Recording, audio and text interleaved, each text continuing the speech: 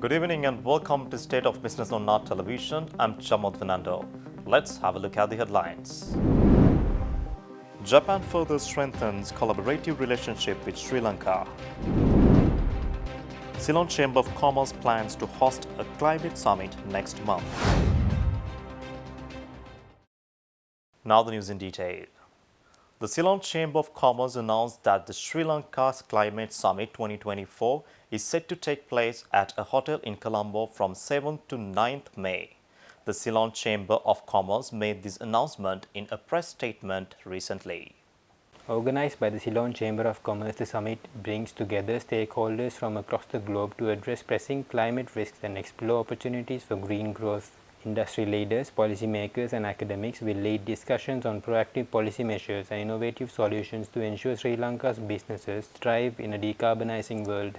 The summit will explore a wide range of topics from understanding climate science and its impact on businesses to climate adaptation, resilience, decarbonization and climate financing mechanisms. The summit will culminate with a preliminary session aimed at consolidating key insights into an implementable climate action plan for Sri Lanka's green and just economic transition.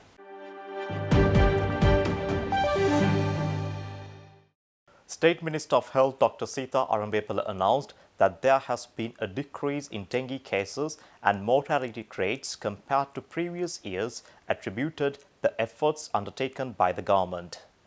Dr. Arambepala made this announcement during a press briefing at the Presidential Media Center recently. The State Minister revealed that authorities have successfully managed to mitigate risks in 2 dengue-prone areas out of 64 identified zones. Expressing her views further, Dr. Arambepala emphasized the importance of vigilance and caution during the New Year period to prevent accidents related to fireworks.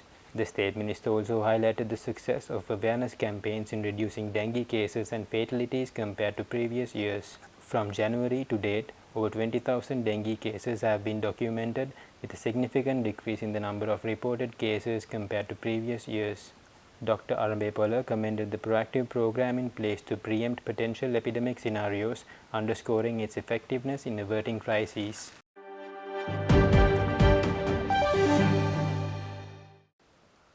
Ambassador of Japan to Sri Lanka, Mizuguchi Hideaki, participated in the handover ceremony of over 517 bicycles to Minister of Education Dr. Susil Premachandra in Colombo recently.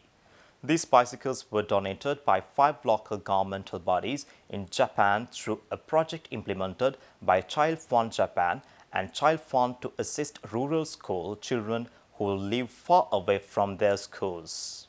The initiative comes in response to the severe fuel shortage experienced in Sri Lanka due to the economic turmoil in 2022. Upon the request by Minister of Education, Child Fund Japan volunteered to materialize this project, raising funds through crowdfunding. These bicycles, donated by Japanese local authorities, were carefully inspected, maintained and repaired by Child Fund to ensure they were in good condition for the children to use. Ambassador Mizuguchi said that this handover demonstrates Japan's ongoing commitment and long-standing friendship with Sri Lanka. He said the sustained partnership emphasized Japan's dedication to contributing to the ongoing improvement of socio-economic facilities and services in vulnerable communities in Sri Lanka. Stay tuned, we will return after this commercial break.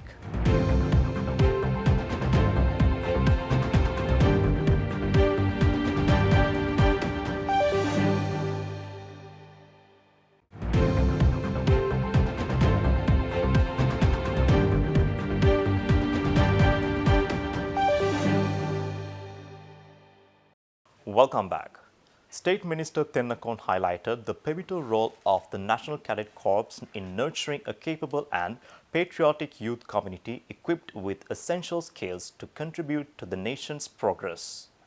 State Minister of Defence Pramita Bandara Tennakon said this at this inauguration of the training center of the National Cadet Corps in Mullaitivu on Sunday. The State Minister emphasized that cadets trained in this facility would emerge as valuable human resources embodying patriotism, integrity and a balanced worldview. The NCC aims to cultivate a resilient, younger generation endowed with confidence, discipline, leadership qualities and assume responsibilities effectively. State Minister Tennukon emphasized that fostering unity and reconciliation between the north, east and south of the country is achievable through initiatives like the NCC. Plans are also underway to introduce new legislation aimed at reinforcing discipline through training and revising the curriculum to meet contemporary needs. During the ceremony, the State Minister recognized nationally acclaimed cadets in the northern region and conferred cadet license to school principals of the NCC battalion.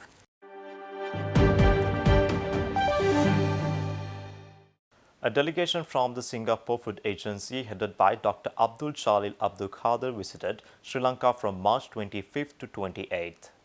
They were on a mission to conduct pre-inspection of Sri Lanka slaughterhouses seeking license to export poultry products to Singapore. In addition to assessing slaughterhouses, the delegation also visited rice mills, fruit and vegetable processing centers and seafood export companies facilitated by the Export Development Board.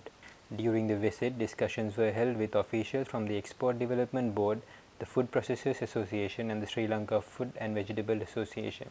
The focus was in exploring export opportunities and enhancing trade relationships between the two nations. The visit is a significant step towards strengthening trade ties between Singapore and Sri Lanka, potentially opening doors for Sri Lankan poultry products in the Singaporean market.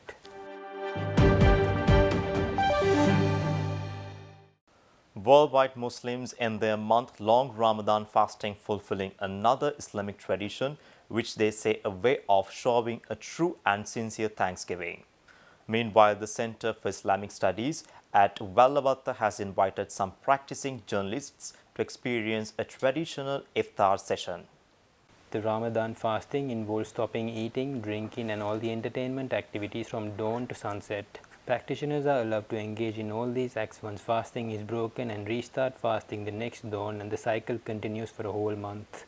Ramadan fasting is one of the most observed of all the pillars of Islam, with 70 to 80% of Muslims practicing it. It is obligatory for all Muslims. Men and women from the age of puberty and parents encourage their children to fast for half a day from the age of 10 to condition them to fasting.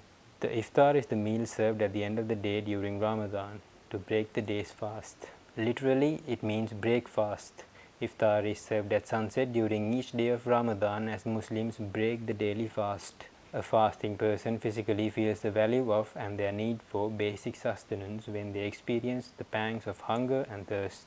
They also say that fasting tames the desires. The constant exercise of willpower not to eat, drink or control the feelings sends a strong message which asserts that the fasting is not just about staying hungry or thirsty. However, the officials from the Center for Islamic Studies wanted to give a real experience on how an iftar is practiced.